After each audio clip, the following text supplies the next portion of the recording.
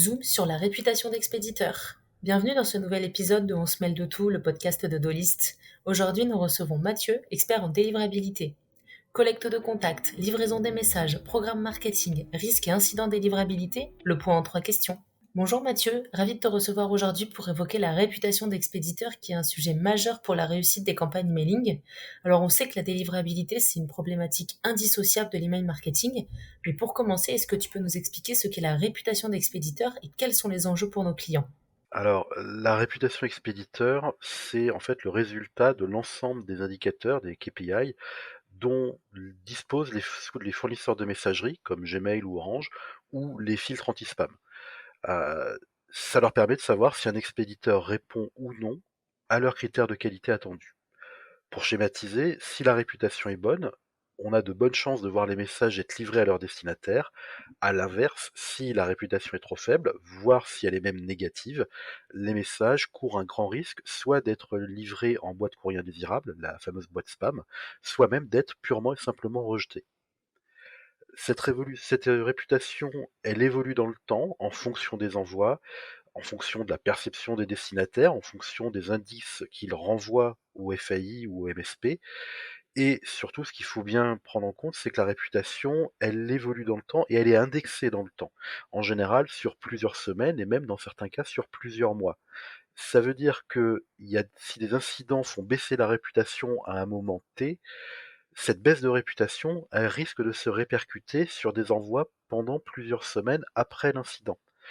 Donc il est très important de protéger cette réputation et c'est notre rôle, c'est là que nous, en tant que SP, on intervient, c'est qu'on va aider nos clients déjà à évaluer cette réputation en leur proposant différents KPI et surtout en leur donnant les bonnes pratiques, en leur donnant des conseils pour préserver et générer une bonne réputation. Donc pour protéger notre réputation et éviter qu'elle baisse, est-ce qu'il y a des fondamentaux à connaître et à respecter pour maintenir sa réputation d'expéditeur? Alors, la première fondation pour avoir une bonne réputation, c'est la collecte.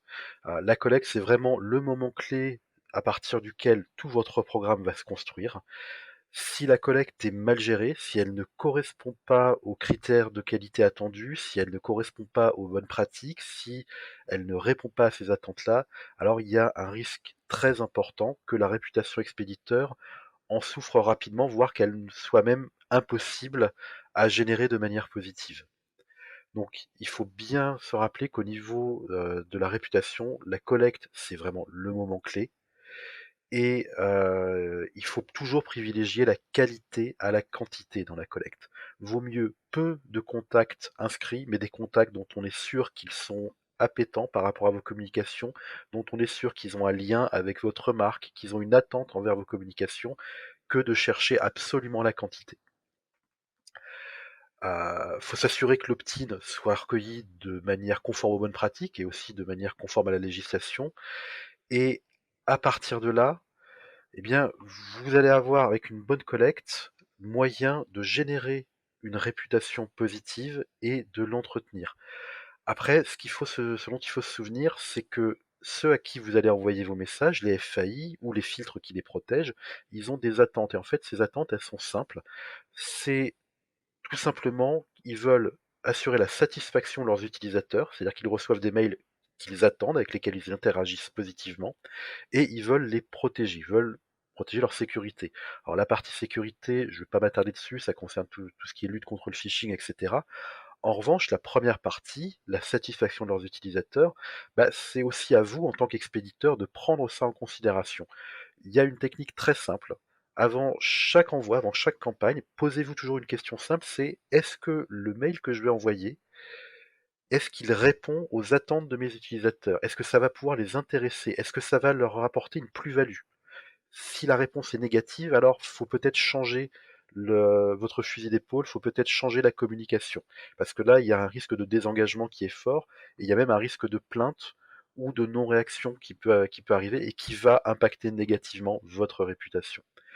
Voilà, un des éléments clés, ça c'est quelque chose sur lequel on insiste toujours, il faut se rappeler que derrière chaque adresse email qui est dans votre base de contact, il y a une personne et que cette personne, elle a des attentes envers vous, envers votre marque, envers vos communications, et elle a aussi des limites. Elle a un temps qui est limité, elle a une patience qui est limitée, et c'est à ces attentes qu'il faut répondre, tout en prenant en compte les limites et ne pas les outrepasser.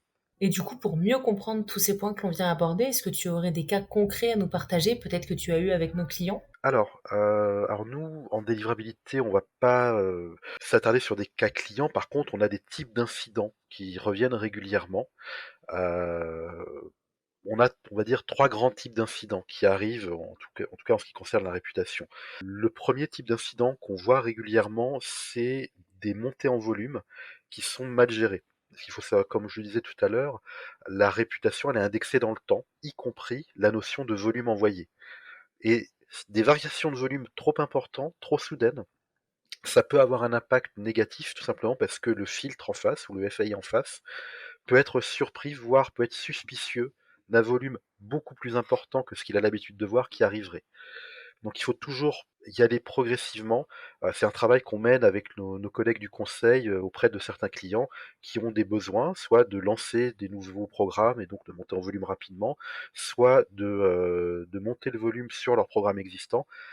Faut jamais faire ça de manière trop, comment dire, trop soudaine et surtout sans se poser la question est-ce que ça va impacter ou non ma réputation. Ça c'est voilà, c'est le premier type d'incident qu'on voit régulièrement, c'est la variation de volume mal maîtrisée. Autre type d'incident que l'on voit régulièrement, ça va être l'utilisation de parties de la base qui auraient dû être écartées, alors ou qui ont été écartées.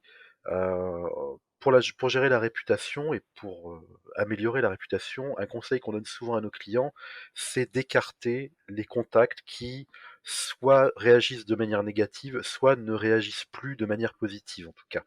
Les inactifs, les clients qui n'ont plus passé commande depuis longtemps, etc. Il y a plein de types de populations qu'on peut écarter au fil du temps pour essayer de préserver la réputation et maximiser les chances de livraison des messages. Parfois, il y a cette tentation de se dire, bah, j'ai X milliers d'adresses qui dorment, que je ne contacte plus depuis longtemps, et si je leur renvoyais une nouvelle offre? Malheureusement, si c'est fait de manière mal maîtrisée, si c'est pas géré, si c'est pas prévu, préparé, il y a des risques d'avoir des taux d'erreur trop importants, il y a des risques d'avoir des réactions négatives, des gens qui ne voulaient plus en fait, n'étaient plus intéressés, qui vont se plaindre pour spam, des gens qui ne vont pas réagir du tout. Ça aussi, ça va impacter la réputation. La gestion du vieillissement de la base de données, c'est quelque chose qui est très important et c'est aussi un type de travail que l'on mène avec nos collègues du conseil auprès de certains clients. Troisième type d'incident qu'on voit régulièrement, on va dire, c'est le changement de ton. Ça, c'est quelque chose qui arrive quand, par exemple, il y a une nouvelle ligne marketing qui est mise en place, quand il y a des nouveaux types de produits qui sont lancés, quand il y a une fusion entre 2 sociétés. C'est des moments où les communications auxquelles vos contacts étaient habitués changent dans leur nature ou changent dans leurs objectifs, dans leur ton. Ça aussi, ça peut avoir un impact. On sait, les gens sont pas forcément adeptes du changement tout le temps et se voir proposer des produits pour lesquels ils se sont pas inscrits à la base ou avoir un changement de ton radical dans les communications, ça peut aussi avoir un impact sur l'accueil qui est fait à vos messages et donc sur la réputation qui va être attribuée à vos communications par les FAI, par les MSP. Ça, c'est du pur marketing, mais c'est quelque chose que l'on voit malheureusement assez souvent.